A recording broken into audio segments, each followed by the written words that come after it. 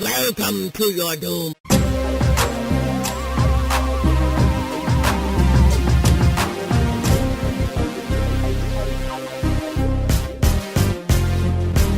What up, everybody? This is Justin. This is Atul. And you are listening to the Welcome to Your Doom show.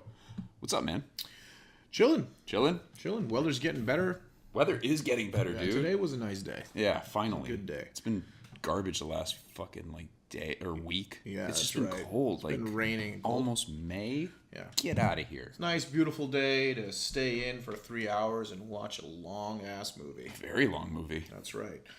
Before we jump into Avengers, Yeah. there was something I wanted to talk about before we jump in. So I'll try and keep it short because, it's a lot of movie to talk about. It's a lot of movie to talk about. Yeah. So the one thing I wanted to mention was Alien Day just happened. So April 26th is Alien Day, and that is because the planet that Ripley goes to in the second movie is called LV-426. So 426 is April 26th. So that happens every year.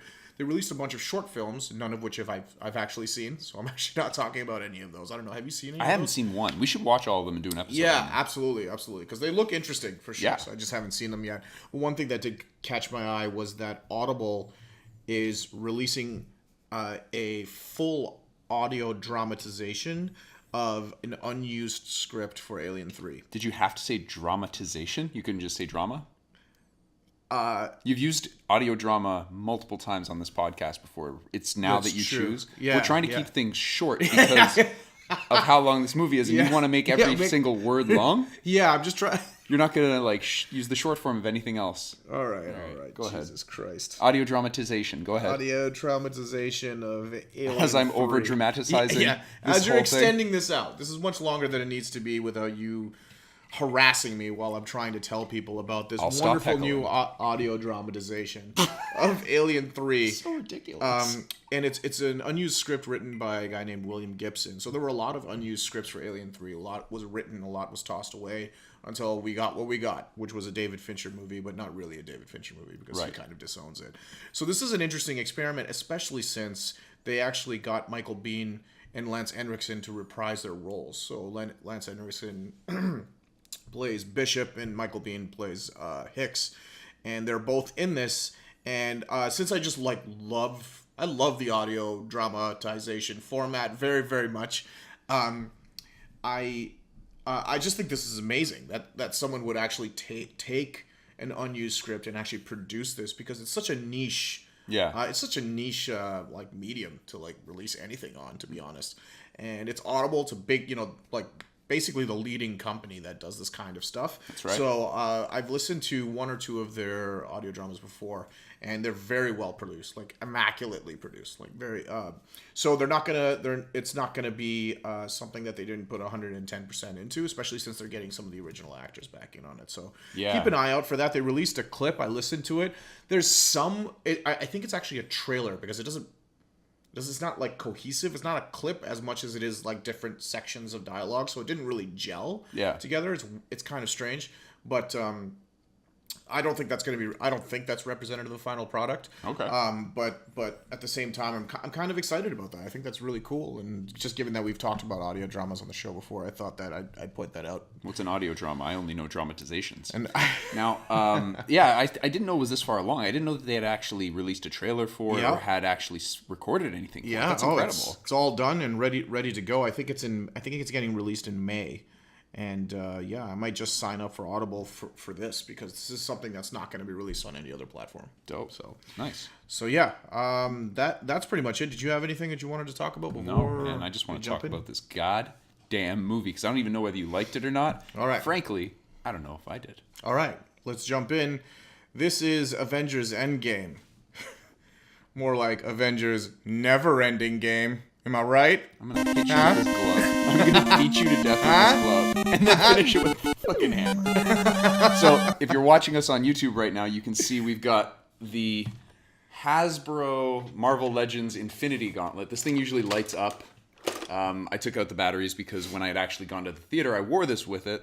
And I had the batteries in there, and then I took them out when the movie started because I didn't want a premature light show to happen sometime in the middle of the movie. Like the sound. That is not the word I thought you were going to end that sentence with. No. I had a premature ejaculation by the end of it. It wasn't premature. After 3.5 hours of that, I was ready to go. No. I don't know. Touching yourself with the gauntlet, I guess. I wasn't touching myself. The gauntlet was touching me. We also had the hammer too. My buddy Coco was wielding the hammer, so it was fitting. I am gonna say this. It's gonna be very hard to even do a no spoiler thing. I kind of want to just jump into spoilers. What are your thoughts on this? Do you want to just do general thoughts first, like nothing pointing to? Yeah, I don't want to talk about like performance or any of that because we've done it to death already. Like, I don't really have many more notes about performances without really talking about why I didn't like the performances. Yeah, and I think that there's enough about this. I actually meant to talk to you about this before we started recording, but I totally forgot.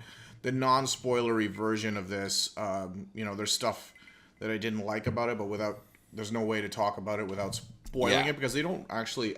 And I haven't watched any of the trailers, so I basically I think I could go high level, like it, didn't like it. Here are general reasons why, and then we can jump into. Okay, does that sound? Let's try and do that. Reasonable? You kick that off because I'm not sure what I'm going to say yet. Go ahead. Okay.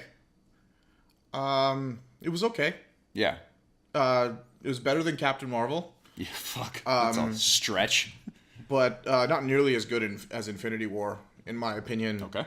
The biggest problem I really had with the movie, and this is gonna sound like I'm shitting on the movie, and really it's not a bad movie by any stretch of the imagination. It's just I wanted to highlight the negative stuff to sort of qualify my opinion first, because there's plenty of good stuff to say about this, and we'll get into that. But the biggest problem I had with that is that there's a central conceit in this movie that takes up a large portion of it that I just felt was very sort of cliched ridden, and it was boring. I was bored with a third of this movie. Yeah, it bored me, and it just didn't. I was kind of just it was a lot of rehashing, and like I was kind of just waiting for something to happen, something new to happen. Yeah. And it doesn't get there, and it is a 3-hour movie, so it takes its time. Yeah. Actually, I liked the first act of the movie. Yes. But the second act just bottomed out for me, and the third act obviously picks up again. But even then, I think that the Infinity War has a better third act. Yes. In general, I remember saying that Infinity War was a great example of why comics work so well. I think, and it's something that the world is experiencing now. A lot more people than just comic lovers. Right. I think Infinity War was a culmination of a bunch of different things that built up to one thing. Yes. Right? And that's a lot what mainstream comics are. So not like the indie stuff, not the smaller stuff like Dark Horse and those other studios. I'm talking like this is DC Marvel that we're really talking about. Sure. Big comic studios that have big characters that build a bedrock, and then they come with the company-wide or the event crossover, basically. Crisis on Infinite Earths, Original Sin, Age of Apocalypse, or Infinity Gauntlet. Yeah. Like all of these are massive event books, right? But while Infinity War I thought it was an excellent example of how that works, I think that this movie, Endgame, is an excellent example of how they rarely stick the landing, in my opinion, with those big event movies where things can get convoluted, cliched, and they fall into. I felt like they fall into a lot of those same traps as those big event books. Like, I think there's a huge parallel between this and DC Metal that we reviewed on the show. And I think the movie has a lot of the same problems as DC Metal does. So that's kind of my opinion on it. That's it. I think that as far as general thoughts go, I think that's where I stand. I fucking ditto. No way! I'm serious. You're kidding. Dude, I thought I was going to come in here. I was going to shit on this movie. It literally was the exact same. I had the exact same feelings about the second act. Really? I liked the third act of this one, I think, better than Infinity War, a little bit better. Okay. Can't really discuss that. Yeah. But, and the first act was cool. It was interesting, too, just how quickly the movie ramps up. It wasted no time. Well, I think it takes its time. I think this movie... Not at the beginning. We'll discuss. We'll discuss. Sure. Yeah. Not at the beginning. Yeah. Okay. But the second act drags, and I think that it's just with the amount of characters, the way that Infinity War did what they did, it balanced everything out. Everybody kind of had some sort of a moment, and you enjoyed their time on there. This one, for a lot of the movie, was very melancholy and depressing, and a lot of the characters weren't given adequate things to do. They didn't have very good character arcs for fucking, I'd say 2/3 of the original Avengers, the 2/3 of the 6 original Avengers. So yeah, it was just, I think they missed the mark on this one, to be honest. Overall, I enjoyed it. I mean, don't get me wrong, I enjoyed it. I think this was a good way to end what they're deeming as the Infinity Saga. Yeah. There were a lot of great ideas. Yes, in here. Yeah, there was a lot of great ideas. Some of them do pay off, I think. Yep. But there was also a lot of we don't need to shove as much stuff in this to try and call back to older movies as they decided to do in this, because it ended up adding a lot more length to this film that didn't need to be there, and frankly spent a little bit more time on characters that you didn't need to spend that time on and could have been focused on other characters. Sure. So. All right. I mean, overall, would I recommend this film? Absolutely. If you've seen any of the Marvel films, you've got to go and see this film. Yeah. I mean, it's the only movie that's coming out soon. Can we just talk about that for 1 second? I thought it was hilarious. I get that this is a massive movie. Of course, I understand that. Yes. I went into this theater, and already I'm getting rubbed the wrong way. When I walked into the theater, it's the Scotiabank Theater in Was Toronto. Ted touching you? Fucking Scotiabank Ted. You got to watch out for him. He's a touchy one. No. Go in there, and I'm walking to the IMAX theater, and I'm looking at all the posters, because I always do that. Yes. I always look at all the posters because I like looking. I like posters. I like movie posters, and I like seeing what's coming out. And I looked at, and I shit you not, every single poster in this theater was Avengers Endgame, and a giant Avengers Endgame cutout. We got fucking posters. I've got it's as if this movie theater were to be believed, and I sent you this before. I said, if this movie theater were to be believed, Avengers Endgame is the last movie we will ever make. Ever. Yeah, it's the end game. It's of cinema. Yeah, it's basically the last movie ever made. Yeah. Movies will cease to exist after this movie comes out. And it was I just thought it was obnoxious. It was so obnoxious, and it rubbed me the wrong way. And I don't know, maybe I carried some of that into the movie, although I think I saw that, I definitely cleared my mind for the film. Yes. But you know what I equate that and this is, I don't think this is like a Disney or the filmmakers thing, and this is the theater decided to do this. I think they're obviously in charge of what is in that establishment, so they decided to do this. But I equate that to the opening credits of Deadpool 2, where Deadpool 2 was like, oh, the credits are like, I can't believe they did that. Can you believe they did that? And how edgy we are. And it's like all this glad handing. It's like, oh hell yes, good job, yes, you good job, yes, you did a good job, good job, sir, good job. And it's like you go in here, I'm like, really, guys? As surprising as it may be, the world continues to spin after this movie comes out. It was just crazy. I couldn't believe. I took a picture of it. We should just put it in the show notes. It's really not funny. Even show notes. I'll have it on the YouTube video as well. I'll put it in the show notes. But so if you're watching this on YouTube, you would have already seen the images. Yeah. Oh, it's funny. Yeah. So that was something. So that was something exciting. I thought it was hilarious when you were telling me that. I was like, oh, he's already grumpy about this movie. So should we jump into spoilers then? Yeah. All right. Let's do the spoilers. Before we do spoilers, I want to. Before we do spoilers, okay. So well, I mean, this is probably spoilers. We are in spoiler territory. Well, let's be clear. We are spoiling things after this next sentence or two. Okay. So if you haven't seen the movie, for the love of God, don't. We were going to film at my house today. Yeah, that's right. We didn't because Nisha hasn't seen the film, so I was like, she can't overhear that. And then I also thought my tenant in the basement, he's also a Marvel fan. He's got Spider-Man shit in his place. Okay. He's dope dude, and I'm pretty sure he would have overheard us talking, so we would have spoiled that. Yeah. All right. So in order to do that, don't spoil this film for anybody because there's a lot of twists, turns, surprises, fun stuff. So that's it. Sure. So anyways, spoilers. Let's go. Favorite character in this film? Thor. Really? Yes. Oh. Yeah. Whoa, we're going to disagree about a few things. Yeah. I'm excited. Yeah. I got to go Cap. He had, I mean, it's the second he lifted Mjolnir, it was just like, Oh yeah, no, it's a game big on. moment. I was It's a just big like, moment. it's a huge moment, and this was the first time in the Marvel Cinematic Universe that he actually said Avengers Assemble. It was a big moment. He's never said it before. He hasn't said it, I guess. At the end of Civil War? No, at the end of Age of Ultron. Yeah. He has the new Avengers, Yeah, I guess like you could say, with Falcon Vision and and- Falcon yeah. and stuff. And at the end, he goes Avengers, and then it cuts to credits. Oh, no shit. So yeah, this is the first time he's actually said that. So it was kind of a big moment. I've seen that movie.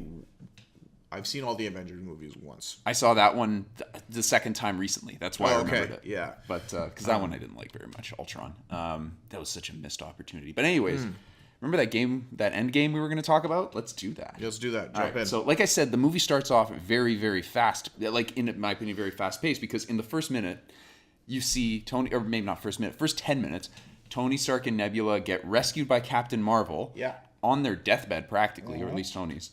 And she brings them down like it's not a big deal that you've got this space person just carrying in a ship. Yeah. No big And deal. not only that, they find Thanos. Yep. They go to the planet Thanos is on. Yep. They cut his fucking head off. They fucking- And then immediately they it goes Eddard Stark his ass. 5 years later. And I was Yeah. like, it was funny because like everybody, my theater was pretty quiet. Like people Yeah. weren't clapping or reacting much, except I think when the hammer got lifted. But at that point, it goes 5 and then it goes years, and everybody, collective sigh, just went, oh, like, oh shit, it's been a while. Yeah, no, my theater was actually pretty quiet. There, like the big moments played well, but Yeah. like like that moment, for example, didn't. Yeah. Everyone was quiet and attentive. But yeah, so let's talk about this first whole thing Yes. leading up to a 5-year jump. Yeah. Actually, this didn't really surprise me, to be honest. Like I figured that this was going to happen because I figured, I did. With there are movies that I know I'm going to see, and we've talked about this before. I watched the first trailer, and I Yeah. didn't watch any of the other ones. I'm the same I boat. didn't look at any headlines when they released clips. I didn't go to any forums for. I don't do that for any movie ever. Like for theories and all of that stuff. And like when interviews would come up with these guys, typically I watch interviews, but there is a lot of people just digging for information out Yeah. of these. So I actually avoided all of that stuff. I usually enjoy watching interviews that are insightful, but I just kind of like didn't do it. So I had no idea what I was getting into when I went into this movie. But in my head, I was guessing time travel. So when the movie started and they're already like, we know where Thanos is, I'm like, okay, this is basically they're gonna kill him, Yeah. and then time travel, right? So I kind of figured that was gonna happen. I liked how fast it was. I think there people were shocked when it happened, although my theater didn't really react when Thor comes in and just beheads him. Yeah. But I liked it. I liked that. I didn't anticipate that at all. Granted, Yeah. I had theories maybe time travel might be involved, but I stayed so clean in terms of knowing what was going on going in. Yeah. All I knew was quantum realm. That's the only thing, because they had the quantum suits. That's the only thing I knew regarding in the those white trailer, suits. I had no idea. I didn't see it. I saw a picture of it, I think, on fucking Joe Blow. Yeah, I had the weird thing is, and I got a lot of questions here because there's shit in this movie that I don't even understand what I saw because wacky. I haven't seen Ant-Man 2. I haven't Jesus. seen Guardians 2. I haven't seen Spider-Man, although I guess There's I nothing guess in that's there not you really need. like it. But I haven't seen the third Iron Man. Like, so there's a lot of stuff where I was just like, whoa, I don't know. Like, it just Right. kind of happened. So yeah, like the white suits didn't actually like. I don't know. I was like, oh, they're new suits because this, when new superhero movies come out, they always change their suits, right? So I didn't really attribute. It had a a lot to reason. that. Basically, long story short, is that the suits are needed for shrinking. And Yeah, when you yeah. shrink small enough, you go into this quantum realm, which is Yeah. where time travel happens. So, what was I? The gonna say Ant-Man about is like. Ant-Man is like the Flash of the MCU. Pretty much. Whereas, like, if you got to time travel, talk to him. talk to Barry or whatever his name is. Scott Lang. Scott Lang. Yeah. Anyway, so yeah, I actually liked what happened here. I liked it a lot. And this is where I started to like Thor's character a lot in this scene because, in my opinion, out of all of the characters, Thor has the best arc in this movie. It's an arc that makes sense. Mm-hmm. I like the fact that he has all this pent up, and it's fear. He's scared. Absolutely. And this is how a lot of people. This is how I've reacted when I'm scared. You know, you lash out. Yes. And then after something's happening, you carry around that guilt. It does stuff to you. Yes. And stuff happens to Thor. And what I'd like to say that this movie, if nothing else, has given me the present of being able to say that I have a body like Thor's. I can now say that I have Thor's body, which I was really happy about. I'm like, hey, and I just nudge my wife. I'm like, hey, baby, look at that. That's me right there. And meanwhile, she's using her phone in the middle of the movie just to look at old pictures of him. I'm like, oh God, I can't look at that anymore. Turn off your phone. Fuck you. I need this. Yeah, so yeah, this is the beginning of that, and I like the fact that he just did it, and he did it out of nowhere. It was an emotional thing, much more of a fulfilled reaction, in my opinion, than like Star-Lord in Infinity War that does that thing that nobody really likes that he did, right? Yeah. So like, I thought there was a good reason. It was a good character moment for him. I 100% agree. I liked Thor at the beginning and the end of the film. It was the middle sloth and gluttony part that I was just like it's. I didn't like that. I didn't like it at all. I would have liked him going into some sort of a recluse state, or doesn't want to do, like, just something that's not just him sitting around on the couch being some weird surfer bro. Yeah. Hanging out playing video games with the bit characters from Ragnarok. Yeah. I was just like, this is not. I didn't like that at all. And then it was just too many. Like, I like the Lebowski bit. That was funny. That was funny. Yeah, but it was just, there was too much of this, like, him being aloof and not ready. And I was just annoyed by that. I think I mostly agree with you on that, but it's his character moments, especially, we'll get to this when all of the characters go through time travel and go to find the stones. Right. But basically, out of all of those, none of them struck any chords with me except his.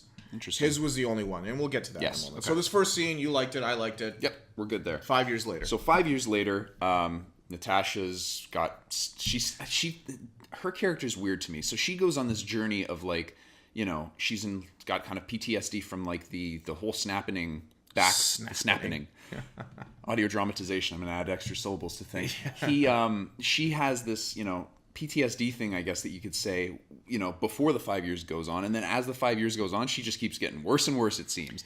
It looks like she's trying to assert more control over all of the bad things that are happening in the world. Essentially taking on both S.H.I.E.L.D. and the Avengers and kind of trying to keep those things going. And it's taking its toll on her mentally. Yeah.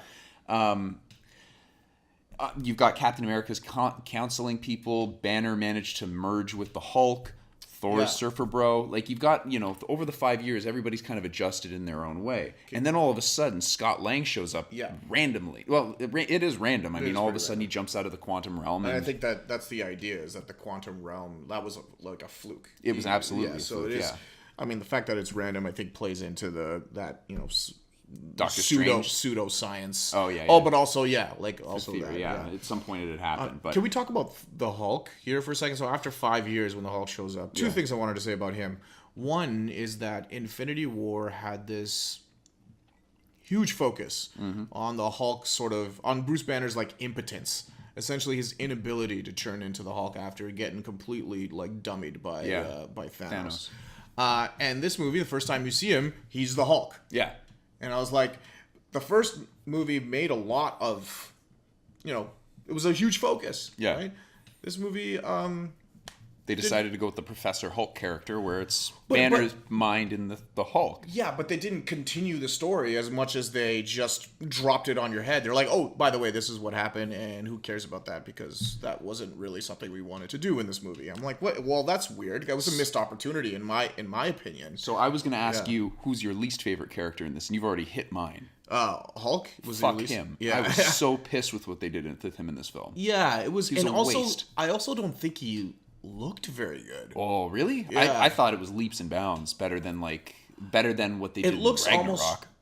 Oh yeah, Ragnarok. Yeah, I forgot about Ragnarok. Okay, I might be wrong. I might be looked wrong. good. Only because it was weird because he looked a lot like him, almost too much like him. Now I'm judging him as a human. I can see that character where I was like, now I'm looking for humanisms. Fair. Whereas the other movies, he was hulked out and he wasn't Banner. Like, he wasn't supposed to be half human. There's like parts of him that resemble, but this was almost spitting image. This was him, and that's when I start to judge. That's when I like my mind, like kind of switches to this is supposed to be a human being. Now I'm judging him on does he look like a human? Right. And I think it's not awful. Yes. But I think it falls. It's something I noticed. I was like very like, oh, it doesn't look super convincing. And for some reason, that scene in the diner that they have with him, reminds me of the scene from episode 2 when Ewan McGregor shows up and that big fat guy is serving him fat alien. And it was just like it sort of reminded me because there's a giant CG character and they're all drinking in like a diner. And that's not a good comparison. No. It's not a good comparison. No. So it took me a little while to get used to him. Yeah. But like I said, I think it's because I was like, oh, he's supposed to be Banner. Yeah. So now I'm like, oh, he doesn't really look weird. And what's funny is it's a better performance from Ruffalo than any of the last couple movies he's been in. Okay, look.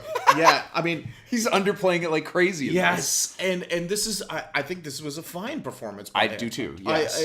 But Ragnarok, we were talking about that. That was fucking I'm not getting awful. into it. Go check out episode whatever it was, 30 for something. Ragnarok for the But- truly awful performance. But my from biggest Mark Ruffalo. problem with the Hulk in this one is, yes, you don't get any kind of closure to the whole problem from Infinity War, because it was an interesting problem. Like, how are they going to resolve this? Yeah. And then, essentially, I think it was my friend Matt.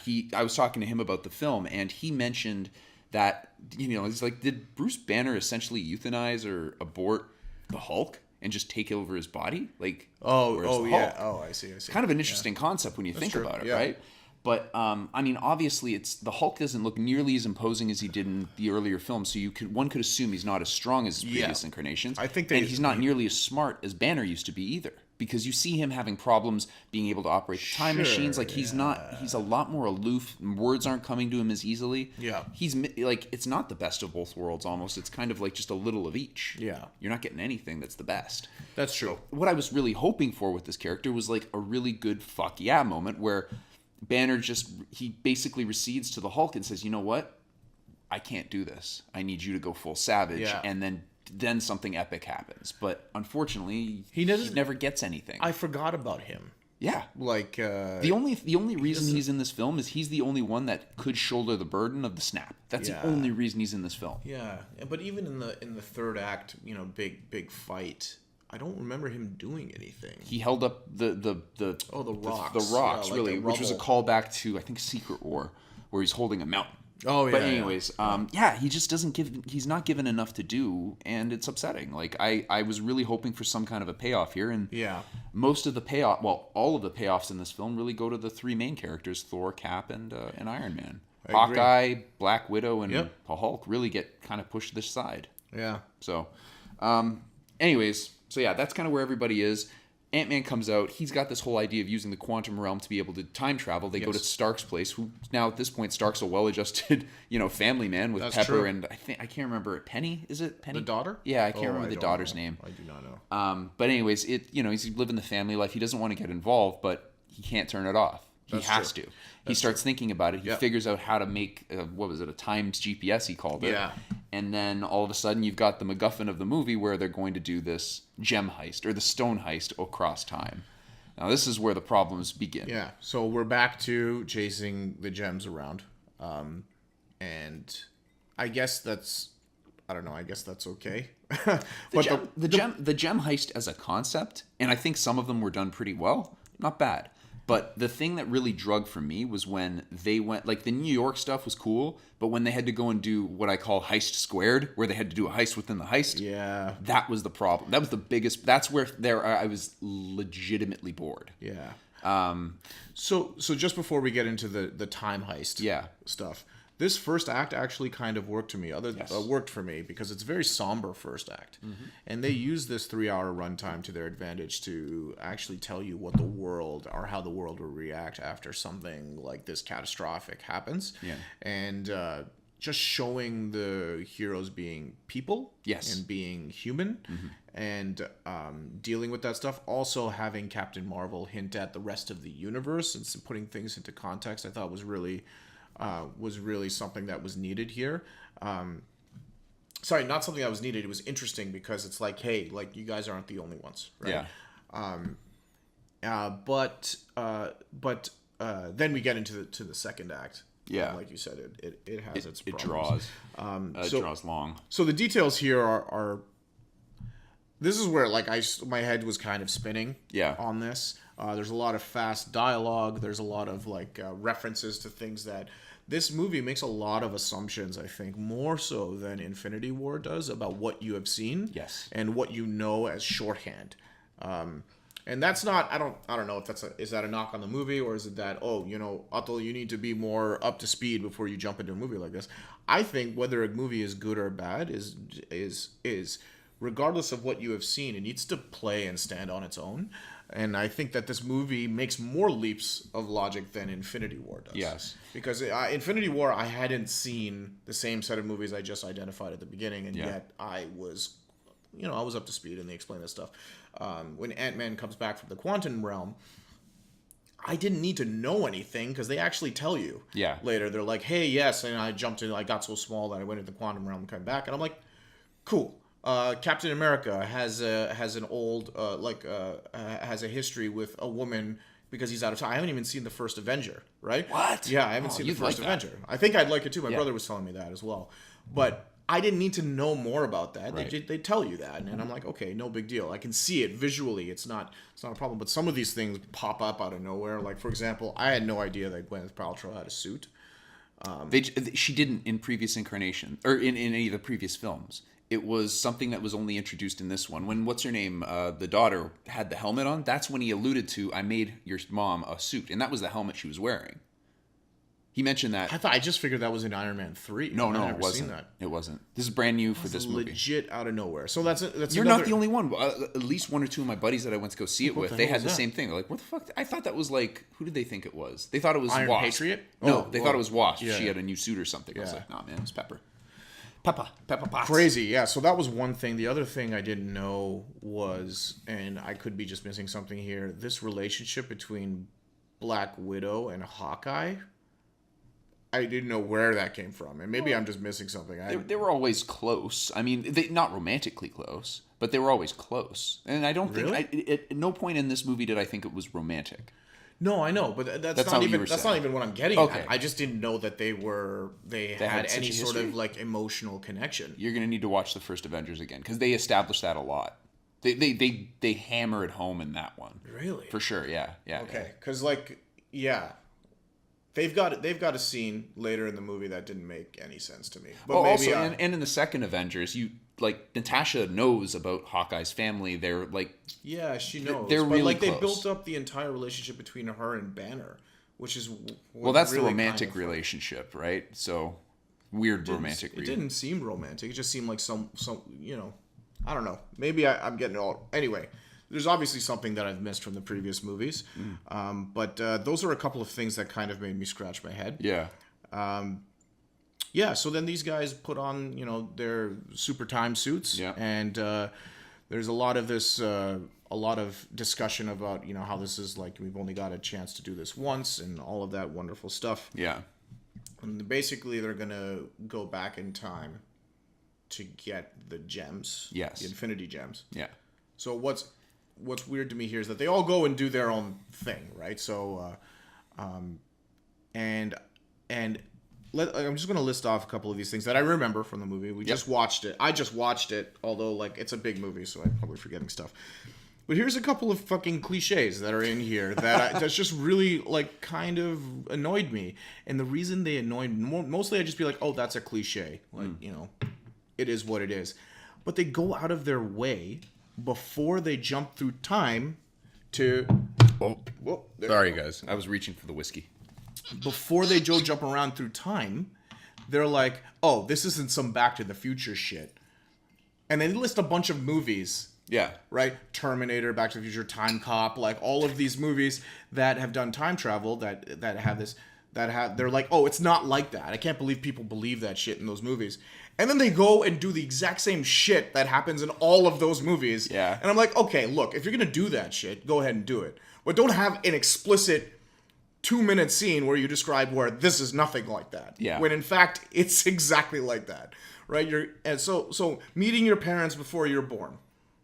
Number 1. Meeting your parents before they are killed or die. Number 2. Fighting an old version of yourself oh, I just can't. I can't do that. I can't. I'm so done with that. I'm fucking done with that. That's the one that kind of broke me when I was like, of course he's gonna fight himself, and he's got these, one-liners and anticipates his own moves, and it's like, oh my god, guys, wasn't Logan enough? I don't know. Maybe I'm being a little too dramatic, but I guess what I'm saying here is that the whole time travel thing was going back, looking at stuff that's already happened and it felt rehashed. Yeah, it was boring. It was also not okay. So one thing Infinity War did well when handling all of these different things going on, all these different characters, is they'd do a start, they'd do an end of a sequence, and that would be it. Right. This one intermingled a lot, and it was kind of jarring when you're going from character to character to character to character, whereas Infinity War let it play out all the way through, and then it switched to whatever the other subplot is. Yeah, that made this one a little bit more difficult to bear. Yeah, it felt like a soap opera. Yes. And like I was watching a soap opera because every one of these teams beams down into a place where it's like they look over and they see something. Yeah. It's a picture, it's a person, and I'm like, I'm so tired. Like, it happens so much that I'm like, I just started to laugh. I'm like, what's he gonna see now? Is he gonna see is Captain America gonna see his old flame? Yeah. There she is. No Is doubt. Tony Stark gonna see his father? Yep, there he is. It's like, yeah, I don't know. It played out like a soap opera, like a televised soap opera, and it was too on the nose. Like, with all these characters, I'm surprised Rocket didn't have some kind of fucking, like, he looks over and he sees his like mom, favorite like, piece of trash, and he just starts eating it, or like Mama Raccoon with his 18 brothers, or something like that. Like in Toronto, like sifting through my garbage, and he's like, "Oh, I remember that." Like I just couldn't. I was just bored. Yeah. I was bored. The only one that struck a chord with me at all was, this is why I said Thor was the character that I gravitated towards the most, because his conversation with his mother was perfect. I thought it was perfect because it was funny, but it was also like the moment that got me like actually really emotionally invested, especially when Rene Russo, who plays his mother, comes over and says, "You are not the Thor I know. Yes. And the future hasn't been kind to you." I was like, oh, I'm gonna start crying. Oh man. Okay, I was like, oh, that's like, it's because she's his mother, so she knows. She looks at him. She's like, "You've been ravaged by time." Yeah. Basically, it's like, so what happened? What are you doing? And then he breaks down and he has this funny line where he's like, I am from the future. And he says that, and it's funny, but it's also him being like vulnerable in a way that makes sense to me, the most sense in my opinion. Agreed. And the conversation he has with her, I thought that was the one that I enjoyed the most. That played really well for me. Yeah. None of the other ones struck a chord with me at all. Okay. Yeah. So the New York stuff, dog shit. I didn't really enjoy it that much. So that was the end of Avengers, the first movie. Yeah. Okay. I will say I did like the Sorcerer Supreme stuff. Oh, with, that's, the I'm Ancient sorry, I One. forgot about that. I liked that. I liked that too. The conversation that Banner has with Tilda Swinton, who I think is just, she's awesome. She's such a great actress. Yeah. Like I think it's partly because she's so good. Yes, that's probably it too. Really, she plays it really well. Yeah. It's interesting too because it's like, this stuff's happening all over the world, or all over New York, I think. And the Sanctum Sanctorum, or and they never hint at that. They never really talk Avengers. about it, but it's there. She's obviously doing something. That's right. Not enough, in my opinion. Yeah, she's just like, yo, don't touch my house. Yeah, everything else, she's like, it's fine. Those other guys got it. But yeah, that was a good scene. The Thor stuff, I loved. Okay, so I'm gonna say this: Rene Russo needs to be in more fucking movies. Oh, she's great. Fantastic. Oh, she's such. She made the Lethal Weapon. She upped the ante with the Lethal Weapon series when she came in 3. She's the best. I really like her as an actress. And yes, that Thor stuff was good.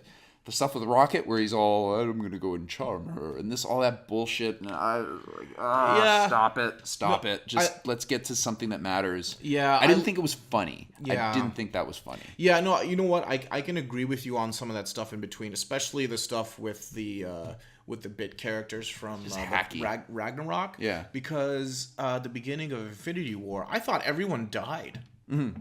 I thought like the whole ship is dead. Yeah, isn't it? Well, no, I've. They didn't show any. They didn't show any survivors in that movie. No, they didn't. They killed everyone. Right. But then this movie is like, about that really dark, grim scene. Some at the of them beginning made it out. Infinity War. Some of them made out, including these two clowns. Yeah. And where Ragnarok was that kind of movie, like this one definitely. But the reveal of Thor, like destroying himself, basically, Yeah. drowning himself in like booze and just being at home and like not coming out. I loved that. I actually really did like the fact that they went that direction. They played the comedy up. They hokied it up too much, yeah. They hokied it up a little bit, but I like the general arc that he has, and especially culminating in him meeting his mother. Yes. And I thought that was great. I think Rocket in these scenarios is just like a Scooby-Doo character. Yeah. He's just kind of there. And Also, you know what else too is Thor 2. Did you ever see that one? I did. The elves? I did. They made such a big deal about how they're not going to be able to get the ether out, the thing, and in this one they're like, yeah, we got this. It's fine. It's like, come on. Yeah. But anyways, that's a nitpick. I quick tangent. I Yeah. feel like Thor 2, like the Dark World, Yeah. is basically like it's like a Masters of the Universe sequel. It's like a He-Man movie, and I mean that in like the best and the worst ways possible. Like the Dolph Lundgren He-Man movie, I feel like Thor: The Dark World is some weird spiritual sequel to that because it's just so insane. The movie weird. It's so weird. I do want to kind rewatch of, it. I kind of love it for some of its weirdness, but it also has like it's not. I don't think it's particularly good. Yeah. I just think it's super weird and interesting to watch. Anyway, weird tangent. In terms of my favorite one, I really like the Hawkeye and Black Widow one. Yeah, it's an interesting. It's interesting in its choreography in that I've never seen a scene where you've got two characters fighting to kill themselves. Yeah. It was interesting, and you never really they've alluded to Hawkeye getting killed in like 3 movies. Yeah. Right? It's like it's constantly like, he's probably going to be the one to die, and he doesn't, and he doesn't. Yeah. And this one, it's like, maybe, and he still doesn't. In this one, Yeah. and having both characters so down in the dumps, like I mentioned before, like Widow's character was just breaking down. Yeah. Taking on too much. She wanted the sweet release of death, in my opinion. And Hawkeye really didn't have anything else to live for at this point, really, aside from completing the mission. I have a question for you. This is not something that is like would ever ruin a movie for me, but it's something that stood out to me while I was watching it. They have War Machine and what's the blue girl's name? Nebula. Wait around for on that planet, and they send Hawkeye and Black Widow into space. And then he says a line is like, all they have to do is sit there and like not touch the controls or whatever, because it'll just take them to where they need to go. He said something about driving the ship. Yeah. I was like, why the hell would you send the 2 human beings who have never been into space into this ship, and they have to fly to another planet? Yeah. It just seemed really like there was no PM on this project. Like, you didn't really think about this. It's like, well, why don't you send Nebula and someone else? Or you're already on this planet. Leave one of them down here. Or better than yet, you know what? You've got this super-powered android or this really super-powered dude in this crazy iron suit. Yeah. Split them up. Let's split them up. Yeah. It didn't make any sense. No. And so that it didn't lose me completely, but I was already like, this is weird. They're doing this for this for some kind of. I never thought about it. Right. It's a script reason. It's a plot reason that they've done this. I can see the logic in this, in that Nat and Hawkeye might not want to separate because they've worked together for so long. They have a bond together. They might actually think that it's better for them to be together. I can.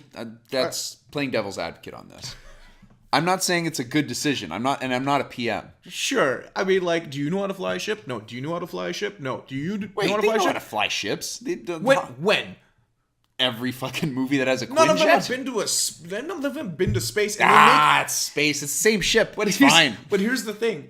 There's no gravity to bring them down. They just go straight. Maybe I misheard it, but it wouldn't have called so much attention to it unless someone made a comment about them. It's like, oh, hey, just don't. I can't remember what it exactly says. Like, as long as they don't touch the controls. Yeah, as long as they don't touch the controls, they'll be fine. It's like, well, wait a minute. Why the fuck didn't you just send someone who knows how to fly that ship? Well, who's flying it? You don't typically see. Well, they're like the scene cuts to them like going through some crazy wormhole and smiling and like laughing, and I'm like, that just seems like a weird decision. Why not just have someone who knows how to fly the ship go with them, and then the other person goes with Nebula? It's like, Nebula would be the one, and then one of them goes with War Machine. It just seemed weird. And then they go and they arrive at the Soulstone place, and I'm like, oh, they're not gonna do. They go up there, and then he gives them the soul speech, and I'm like, oh, they're doing it again. Yeah, they're doing it again, and it's not the exact same scene, mind you. And you said like there is that wrinkle of like they're arguing who's gonna kill themselves. Yeah. But first of all, I just didn't know they loved each other, and that doesn't have to be romantic. Right. That doesn't have to be romantic. I just didn't know that they had a connection, right? So that didn't quite work for me. And then the second thing was like we just did this. Yeah. Like we just fucking did this, and it just I don't know, just fell. That's the one that fell the most flat for me. I was just like, we just did this. I don't want to see this again. But it wasn't the same thing. It's not the same thing, but same outcome to get the stone. But like, you have to. There's no other option to get that stone. Someone's got to die. What I wanted to see was them arguing, and then like the Red Skull coming over and being like, "Hey, you guys okay?" And then somebody just kills him, and they're like, "Ha ha, soul," and they leave. But it has to be something you love. That's the whole point, right? Like somebody has to sacrifice something that they love in order to get the stone. But neither of them, if they commit suicide, sacrifice the other. See, and that's that's what the whole thing doesn't make any sense. I know. Like I was just like, okay, like if you want the stone, so you have to sacrifice something. You both want the stone. You know what happens, and again, all it was probably just a clause in the whole Soul Stone contract where they looked at it and they're like, you know what? That other guy that lived, he's not happy about it. Let's give him the stone as consolation. Yeah, you know what's really?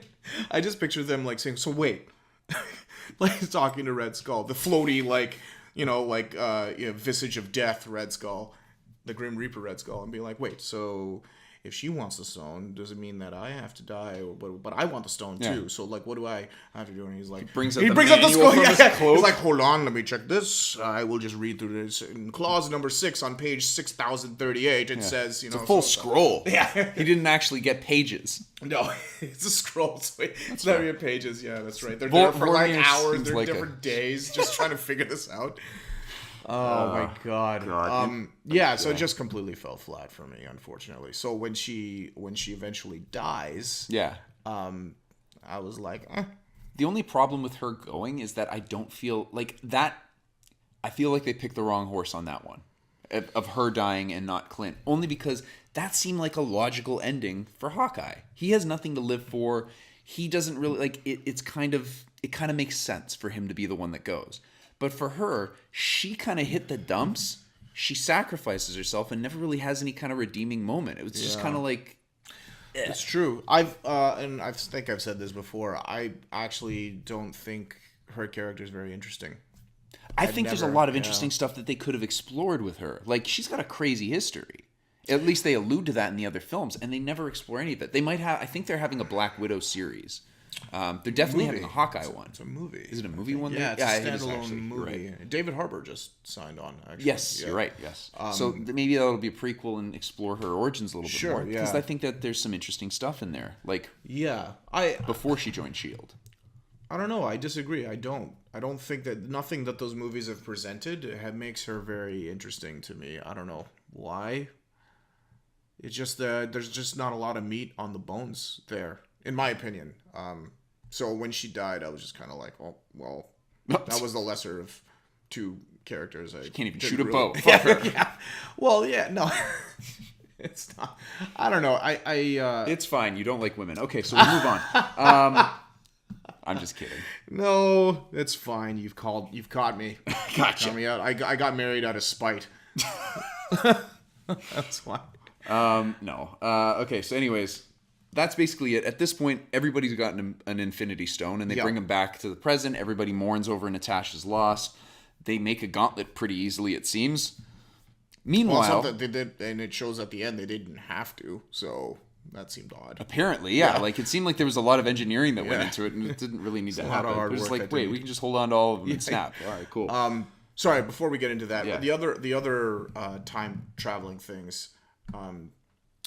The Tony Stark meeting his dad, but they had the time in the time thing. Yeah. So they screw up getting one of the stones, which felt like slapstick comedy. Yeah. And then when they screw that up, Loki at that time grabs the Tesseract, which is one of the stones, and disappears. Yes. And I was like, oh, that's weird. Like, what are they gonna do with that? Mm-hmm. And then then they meet up later, and they're like, look. We screwed up getting the stone. We had it, but then Loki from the Avengers timeline got it and disappeared. So it's like, wait, I know where the Tesseract could be at this particular time, and they use it to jump through time again. Yeah. Oh, okay. I think I just answered my own question. Although if I think too much about it, I'll probably Go ahead. throw up on this table. But they jump further back in time. Yes. That's why Loki disappearing with it didn't have any effect on the Right. They went timeline. back to like the 70s. Yes, that's right. Because in the 90s, or no, it was Because the anytime, 2000s, Howard Stark was dead. anytime after that moment would have been a completely different timeline. thing. Right? I've got. Okay, I'm not going to go into yeah. it because the time travel stuff we can talk for a while. I think I've got it all figured out as to why everything makes sense and it's cool. Okay, I think it's all complete bullshit. Yeah. And I just We'll I kind of discuss. just like let it go. But I don't think it ruins your enjoyment of the movie. No. But yeah. So anyway, so yeah, the other ones are just rehashes and like not really worth talking about in my opinion. I know. Yeah, I didn't like the. That's why I kind of skipped past the whole Tony Stark and Captain America heist squared. What? There was one thing I wanted to mention. Go. I was hoping that Jimon Hansu would be in this movie again. Because I've seen that first scene of Guardians of the Galaxy so many times because I tested my home theater on that first scene, and Jimon Hansu comes in as he's taking the stone out of the Indiana Jones thing, right? So I thought as soon as they take it, the mercenaries are going to show up. I'm like, Jimon Hansu is it again? It's going to be like the shared universe is growing with this guy. But unfortunately, he doesn't show up. Fuck, Captain Marvel was barely in this movie. They're not going to bring in Jimon Hansu for this. Look, I take Jimon Hansu over Captain Marvel any day of the week. I take Jimon Hansu over most characters. not his character. Just him. That's it. He can be dressed as a merman, whatever. as a well-dressed demon. It doesn't matter. Just bring it on. Get that bad wig from Shazam. Slap that shit on with the Santa Claus beard. Jimon Hansu for president. I am down. I'd like to see Jimon Hansu as a mall Santa. That's what I'd like to see. What do you want? I'd want to see Jimon Hansu as a mall Santa with the same performance that he put on in Guardians of the Galaxy, where he's yelling at everybody. Yeah. So, what would you like for Christmas? Fuck. Oh god. Okay. So Jimon Hansu unfortunately is not in this movie, so my dreams were crushed. Okay, so let's move on. Speaking of Jimon of that planet, that's also where they find out about the whole everything that's going on. Thanos does, right? And with the whole shared, I thought the shared network thing was a neat. I thought thing. that was cool too. I thought that was a good that's reason. How you do it. That was a good reason for them, like a good way. to get them. Because like if any two are present in a given time frame, they have a connection. She has something that's very unique about her. Right. So yeah. So anyways, they send the stowaway one back. And she ends up bringing Thanos in, and that's how Thanos, from whatever timeline, gets into the timeline that the Avengers are in. That's that. Yes, I know. I'm just bringing things. Go ahead. What do you got? So about that, another cliche that I absolutely hate in movies: imposters. I've always disliked the idea like shapeshifters and things that become other people and fool other people into like are there moles inside? I've always disliked that. Because again, if it's something that's used in soap operas and like stuff like that, I always thought it was very cheap. One of your favorite movies is The Thing. Yeah, but the whole shut up. Yeah, the whole premise of the thing that's different than this. This is like the imposter thing has been used on a lot of TV shows like shapeshifters in Smallville and like whenever they're like John Jones like or whatever is like shapeshifting into different characters, and I dislike that particular thing. That's not what the movie's about. Like that's not what this movie's about. So it was another thing that added to the list of like pet peeves I have with movies, but not something that ruined it, but more of I'm like, oh well, there's another one, like another cliche that I don't really like. But you need to lighten up a little. Yeah, probably. Yeah. So anyway, so at this point we've established Thanos is now there with his stowaway doppelganger. Yes. Daughter. Hulk gets the glove. He gives the snapperoo, and then all of a sudden, Hawkeye gets a call from his wife, and he seems pretty happy about that until all of a sudden the base explodes. Yeah. And now nobody was talking, so it's not an Aquaman wall exploding moment. No. And there was only really one. Well, he said something. He said something. Ant-Man says something. It's like, hey, I think that. Does he get interrupted? Maybe he does. I don't know. I mean, it wasn't as egregious as Aquaman because they did it like 20 times in that movie. It was ridiculous. This one was really just the one. Yeah. But there was one other funny. It just came to me, and I have to acknowledge it.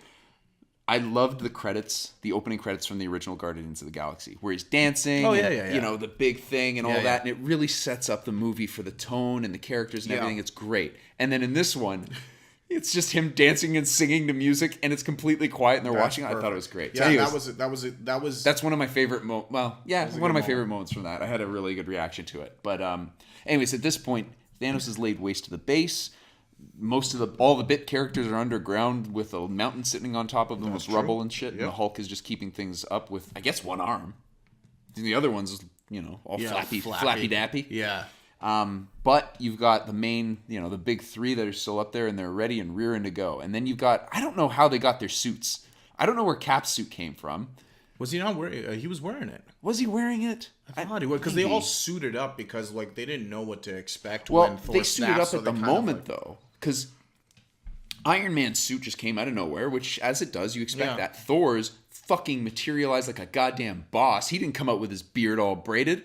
It was the lightning hit, and then all of a sudden he was armored up, and the beard, and his beard. As soon as I saw that, I'm like, yo, dope. That's pretty dope. He looks sick. Yeah. And then both hammers come to him, and I was like, oh, this is game. I was super excited. He doubled down on the hammers, which I thought was I figured you'd like pretty that. cool. Yeah. I thought that was pretty cool. But there is a moment later in the fight. So they obviously, the three of them come up. I don't know where Cap gets his suit. I thought he was wearing it. So You might be right. It just looked too clean.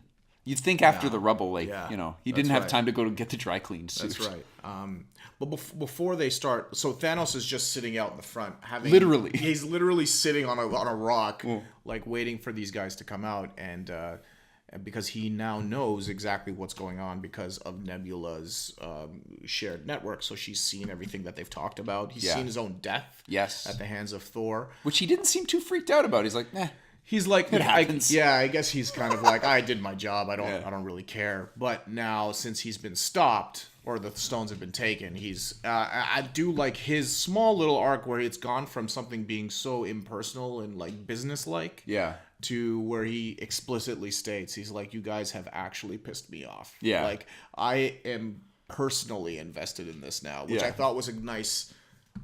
It was a good delivery, deadpan delivery from Brolin, but a nice little arc for him, because it's always he's basically a robot, right, in Infinity War, and now he's just he's very irritated. It's clear. Before they do that though, Hawkeye has this little segment that's out from a different movie, in my opinion, and the movie's Aliens. It's right from Aliens. Yes. And I kind of liked it. It was a little change of pace. Yes. For the movie, so I thought that was pretty nifty. I just wanted to mention that because it just seemed like a sequence from a different movie. I've got that note as a standout scene. It actually looked like the getaway chases in Aliens when they're all going through those small tunnels and everything. You've got the really harsh red light. It was a really cool change of pace. And he shoots the flare in and sees all of them coming out. That's exactly. Not exactly, but it's a very close to the shot from Aliens where Hicks shines the light in the vent and sees all of the aliens crawling towards him. So I think that it was cool. I kind of liked it. I didn't know what the hell those things were, and they have no explanation. And they're the same creatures from the Kree. No, not the Kree. From Infinity War, those things that we're trying to get in Wakanda. Oh, it was those things. Oh shit! Yeah, those fuckers. That's right. Yeah. Should have known that. Actually. So what did you think about the battle between Thor, Cap? I was thoroughly enjoying it. Not even before Cap picks up the hammer, but the choreography Thor wielding both hammers and the way he's using them, throwing one and hitting the other. So good. I love the choreography on this. These guys, they crushed it. Yeah. The brothers. By the way, I think the guy in the support group in the first act where Cap is kind of working with people to have normal lives after everything that's happened. I think the guy talking, I think that's one of the directors. I thought so too. Because I've seen an interview with the Russo brothers. Yeah.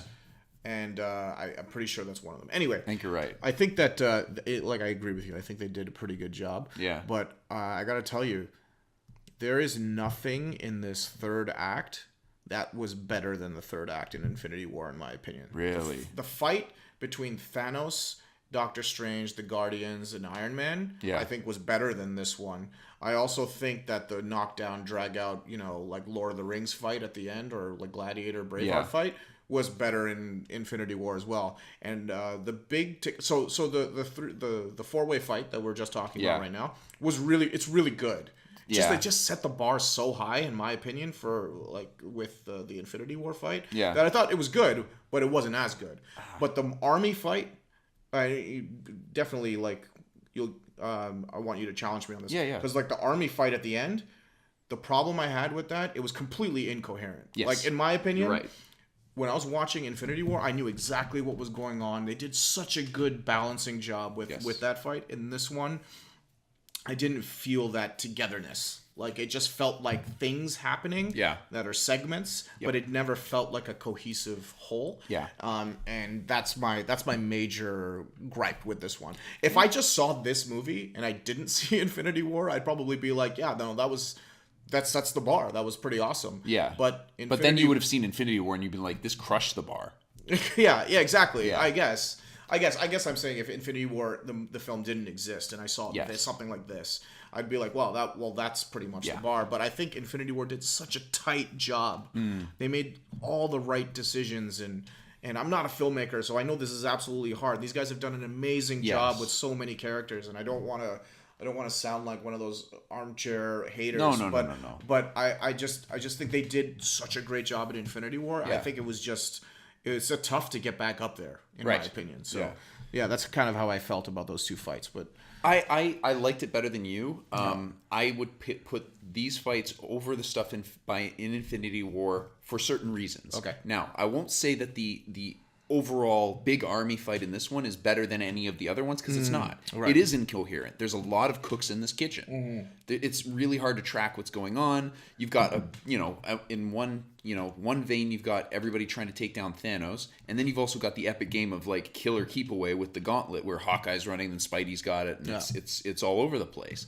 But thing is for me, the 4-way fight, better than anything in Infinity War. Okay. I liked that a lot. Okay. Just because there was a lot, I thought it was a lot more emotionally charged. Sure. Yeah. Because it essentially is the exact same stakes. If he gets that gauntlet, it's game over all over again. It's the end game. That's kind of the problem I had. The problem I had was it's the same thing again. The stakes are the same. Yes. He's trying to get the gauntlet. It's like, it's the same thing. It's the same thing, but at this point, like you said, Thanos is emotionally invested. He's not letting any of them live. He's going to do his plan, and he's going to make sure they're gone. Yeah. So at that point, this is literally, if they lose, this is their end game. That's right. So that's the interesting part. Sure. But this one had a lot more emotion into it, because it was those three guys. They'd been bested by Thanos before. They're basically facing their demon all over again under the same circumstances. They can't fuck this up. And on top of that, the choreography was epic. Oh, it was excellent. Epic. Oh, it was like excellent. As soon as Cap picked up that hammer, lost my mind. And I theorized that he was able to pick up this in Age of Ultron, and he just didn't, because he didn't want to hurt Bruce Thor's ego. Yeah. When the hammer moves a little bit. Yeah. At that point I was like, maybe. I forgot that he tried to. He made it move, he, like nudges, and Thor freaks out. But he does. I just don't think at that point he's like, I'll leave it alone. Yeah. Like I think that he just let it go. Yeah. Or whatever. That's a thought I had. No, that's kind of cool. It's kind of a cool idea, because he picked it up without even thinking in this one. He's just like, this is mine for now. And like the stuff that he was doing, the shield and hammer work and everything, it was super great. Yeah. Like, I loved it. I agree. Yeah. I agree.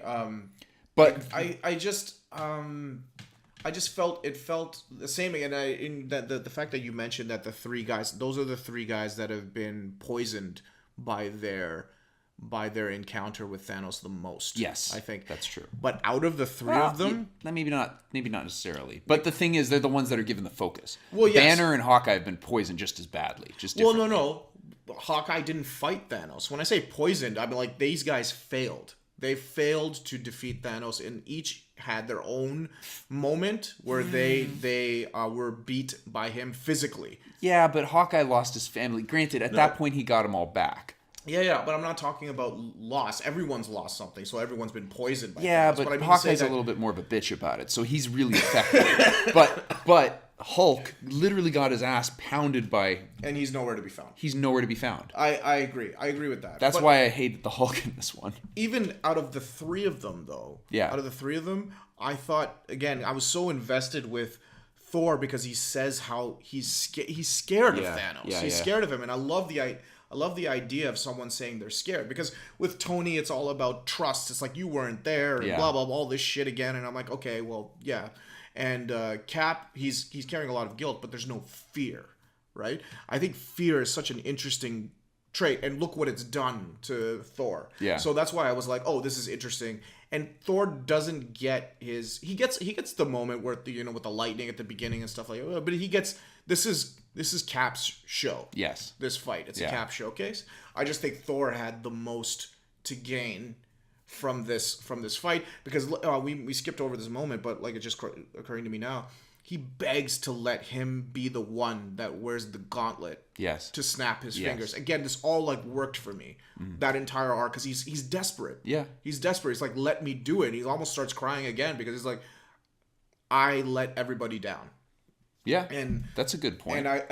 And I was hoping for more of a payoff. Yeah. But it ends up being Cap's show, and that's okay. They made that choice, but I think that there was so much rich ground there, because like I said, the whole fear aspect and the guilt and it all changed him physically. Yeah. And he doesn't get that moment. He just gets knocked down, and he sees Cap pick up his thing, and he says, "I knew it," or whatever. But yeah. So that's kind of like my feelings on that fight. You know what the problem is with this film is that the people that are not signing again are the ones that get a lot of the big moments. That's why Cap gets his big, in my opinion, that's why he gets his big moment in this. That's why Iron Man gets his big moment in this. Right. Thor looks like Chris Hemsworth looks like he might do another movie or two. Yeah. Maybe. These guys are done. Those other guys are done. Yeah. So maybe that's why they're just like, give the moment to Cap. But granted, if I was fully expecting to see Cap say Avengers Assemble. Sure. And if they didn't do that, I would have felt cheated. So they hit that note. Yeah. So he has those moments where he throws the shield and the shield comes back, and he throws the hammer and the hammer comes back. He's like, so you're right. The choreography is great. Yeah. I just think that the amount of the and this is the key word for me, is desperation. Yeah. In the fight in Infinity War, they're desperate. Yeah. There's they need to stop him from doing things with his hands. It's like, it's impossible. Even if you're mobbing a guy 9-1, and he's got a gun in his hand, somebody's getting shot, right? Yeah. Like, it doesn't matter. You can get all over his shit, but he's gonna do something, right? So the desperation of that fight is something I didn't see here. That's the one thing I can call back to from the Infinity War fight. I think is a great fight scene that not a lot of people talk about, is in Mad Max. I don't know if you remember Fury Road with Charlize Theron and Bane. I can't remember his name. Tom Hardy, where he gets off the truck, and it's the first scene where they're both trying to. He's chained. He's chained, and they're both scrambling around trying to get to the. It's a gun or it's the sawed-off shotgun, and they're both. And it's such a great, intense fight, because there's so much desperation, and it's very convincing in the way it's executed. That same intensity and desperation is in that fight in Infinity War. I just didn't feel it here. This is a great showcase. Yes, I think. Yes. I didn't feel this. I didn't feel like the stakes. I guess. True. That, I can understand that. I think that makes sense. The thing is this one had some pretty good moments. Oh, like, sure. As soon as the picking up the hammer, Strange's portals. Yeah. I mean, Captain Marvel didn't do shit all in this film, but her coming in was kind of cool. Yeah. Can we talk about that? Yeah. Sorry. Go ahead. I don't even want to talk about it, to be honest.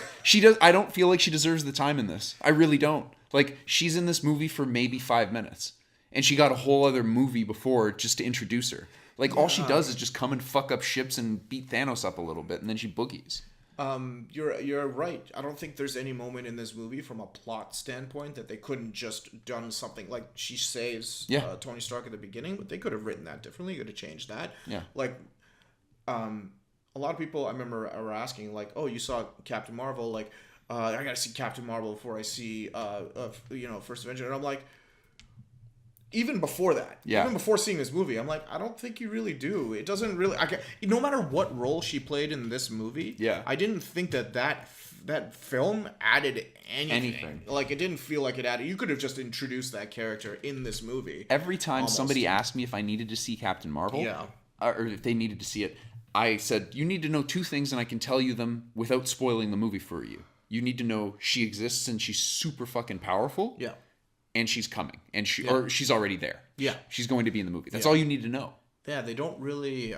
even that was even more than you needed to know for her involvement in this film. Yeah. She didn't do shit. Yeah, aside from forgot that she was even a thing. Yeah, she was just there. I liked her with her short hair. She looked really good. But that aside... she doesn't do the mohawk thing in this movie, which really bothered me too. So, on a weird level, because that's one of the things I really liked from Captain America. Captain Marvel. America. Captain Marvel. And she doesn't do it. And I was like, that's weird. Yeah. But yeah, so I totally forgot that she was in the movie. She does have that interesting perspective that I said earlier, where it's like the intergalactic stuff, where it's like, hey, there's more stuff going on here than... but I feel like that could have been anybody. Yeah. But, so it's funny. I just had a light bulb pop off in my head, and I want to mention this because my sister-in-law, she was hilarious. So her and my wife, they came back from Captain Marvel, and she's like, I've got so many questions. Why at the end did she not need to use her helmet anymore, but she needed to use it throughout the film? Yeah. And I was like, I didn't really have an answer for her, and I think I just figured it out. It's because earlier in the film, she needed it because she didn't have access to her full powers. But now that she has access to her full powers, she can supersuit her entire face and everything. She doesn't need the helmet anymore. At the end of Captain Marvel, she flies away with the Skrull ship, and she doesn't have the face mask on anymore. I thought she has it in the fight though, like when she's fucking up Ronan's ships. She might have put it on at that point just for fun, but I think maybe she doesn't need it. She doesn't actually need it anymore. Yeah, she's like, I gotta look good for the camera. But I would wager that she doesn't actually need it at that point, and that's probably why she didn't need it in this film, because she didn't have it while she rescued Stark. She didn't have it at any other point. I think it looks better. I think it's cool as hell, but I think it's a total missed opportunity. Yeah. But I wanted to mention that because she's probably listening to this. So Priya, that's why. That's my hypothesis why. Yeah. So she just shows up and nothing critical to the plot at all. And just didn't feel worth it. Yeah. They could have just cut everything. Agreed. They could have cut her Thor last could have movie. done all of that. They could have cut the last movie, and they could have cut her scenes from this movie. Or it could have been Valkyrie. Let Valkyrie do that. She's super awesome, man. I really like that actress too. See, and that's the thing. So now the second stage of this fight starts with Doctor Strange and his Benedict Wong. I can't remember his Benedict name. Wong. Isn't that his name? No. Isn't that his name? No. His name's Benedict Cumberbatch. No. Wong is the guy that works with him. No. But like the actor's name. Oh shit! I got it totally wrong. But the actor's name who plays him. Oh, is Wong played by Benedict Wong? Hang on, no wait. Is Wong his name in the movie? I thought it was. Hang on, wait. We're gonna straighten this one out right Please now. do, because I don't want to be the guy that's like... calling the Asian dude Wong on a podcast. It sounds awful. Yeah, it's Wong.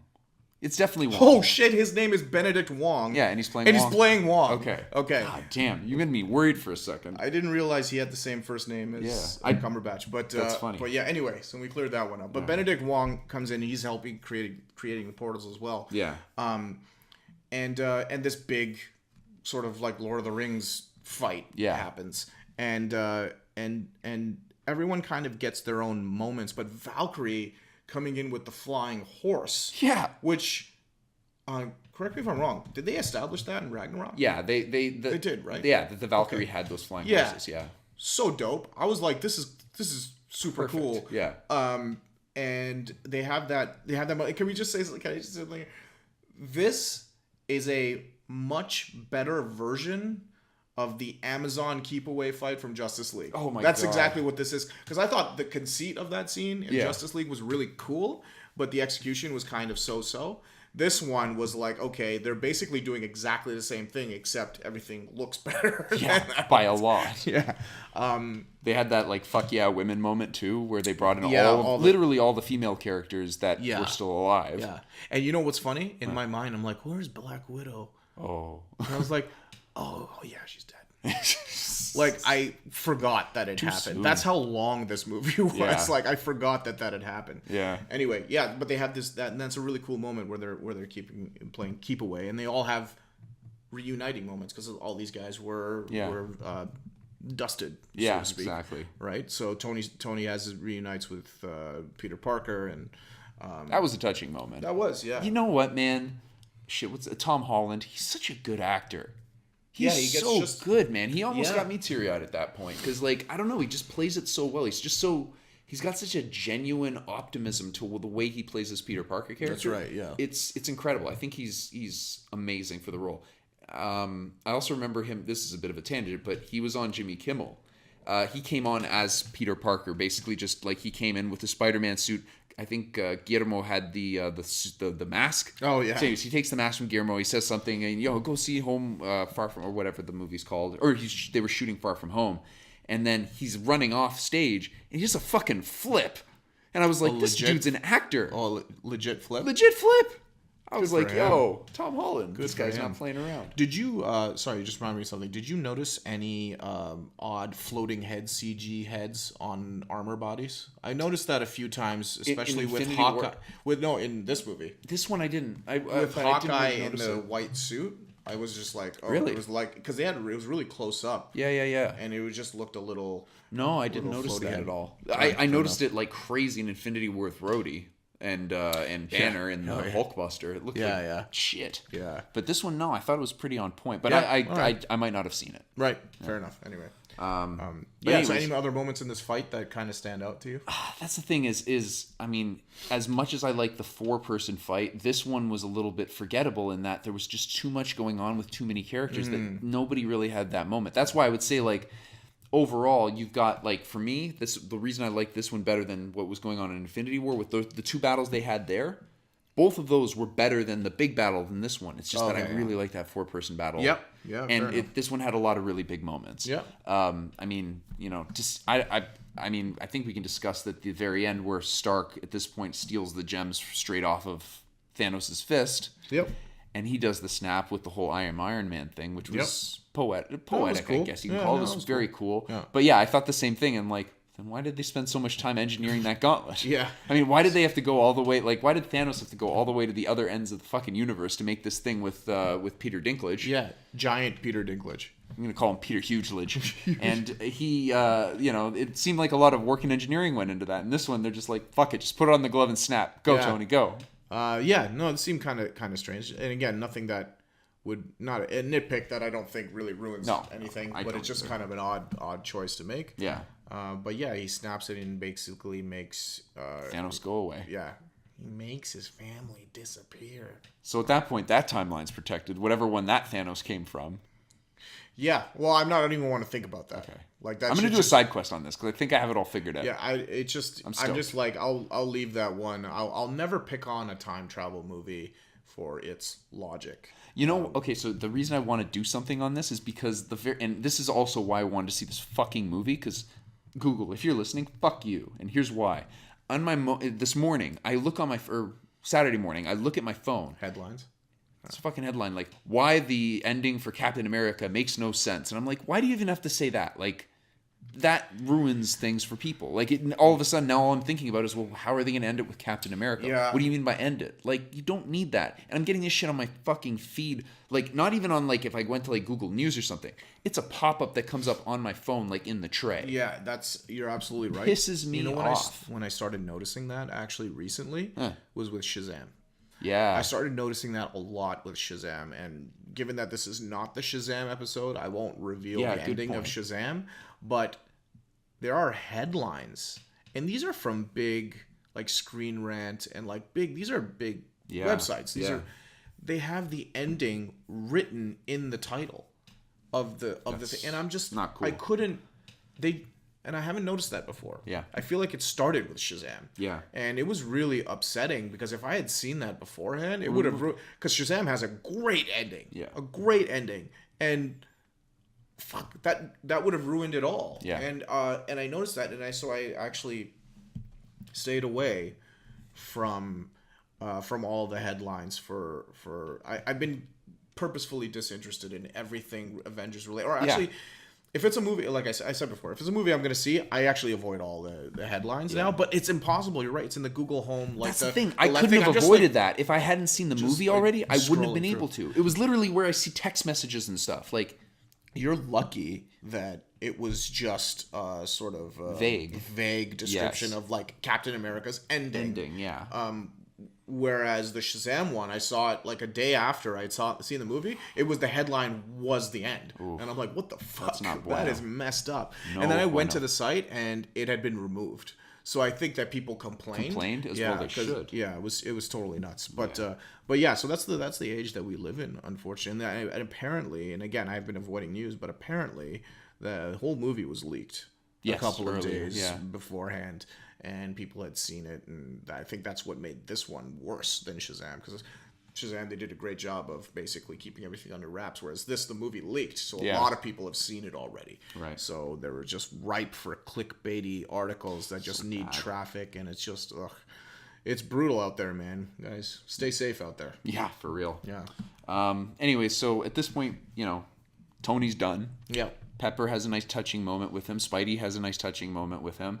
But he's ultimately gone. They have a funeral for him. It's all very touching. Yep. And then Captain America gets kind of his MCU send-off with, returning the time gems back to where the Infinity Stones back to where they need to go. Which, by the way, that would have been a very interesting conversation when he brought the Soul Stone back to Vormir. And he's like, hi, this is yours. And the Red Skull comes out and he's like, oh, thank you.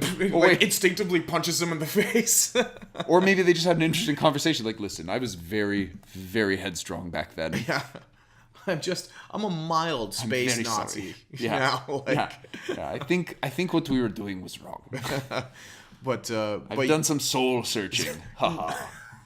Anyways, Cap returns Mjolnir back to Asgard, and then he goes back in time and spends the rest of the time with Peggy Carter. And it was, I thought it was a very fitting ending. I didn't want him to give the shield to Falcon. I would have liked Bucky, but either or, it makes sense. Yeah, no, the basically the handing down of the whole thing, I thought that was really nicely done. The one thing again that stuck out to me, doesn't ruin the movie, but but him sort of avoiding warping back and having this whole life. Wouldn't there be two of him? Yes. Okay. Yeah. That's all. I guess they just kind of ignore that. Yeah. That kind of like was not like I like what they did. Yes. And I like what they did, and it's a fitting send off, and I'm willing to ignore. Again, I will never like nitpick a time travel movie, because I feel like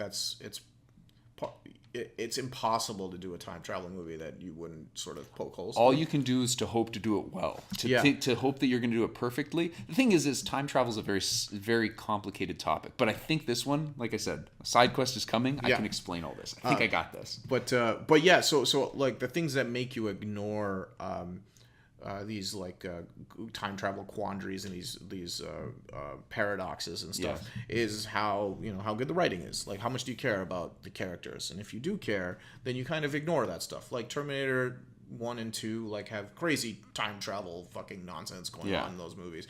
Back to the Future has crazy nonsense going in those movies and leans into that nonsense, but you kind of but if they do this, then doesn't this happen and doesn't that happen? It's kind of like, well, you're kind of opening Pandora's box at that point. And, how much do you like what's happening right now? And I'm kind of trying to put myself into that situation. So when he came back and he was old and he had crazy old man makeup, can we talk about this?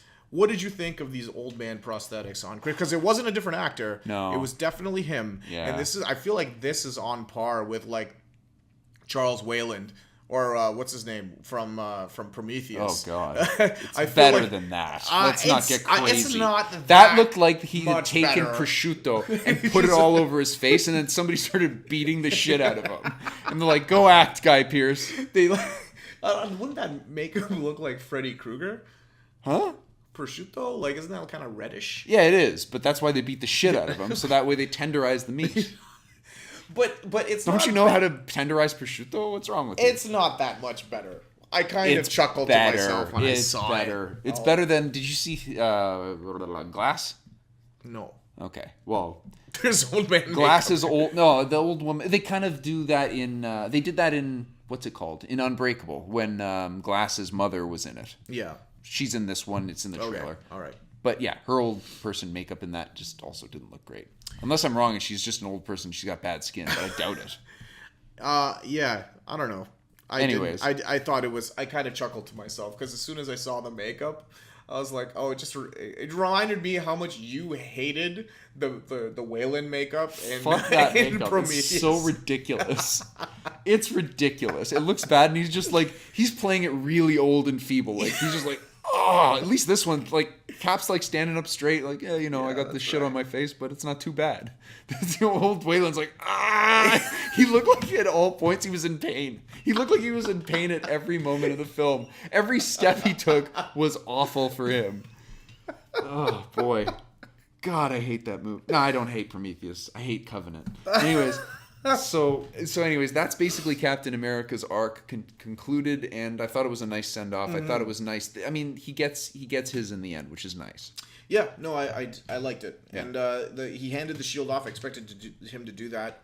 It didn't really matter to me who it was. True. But I like the fact that Bucky kind of nods. They Yeah. give him that moment where it's like, yeah, like, take it. He's like, my contract's up too. Yeah. Go get him, Sam. Yeah. And then Thor send-off was basically just like, I'm going to go join the Guardians. Peace out. Yeah, so that was pretty. That was kind of a funny send off at the end. And again, I think a missed opportunity for some closure with Thanos, because I think he had the strongest motivation in that scenario.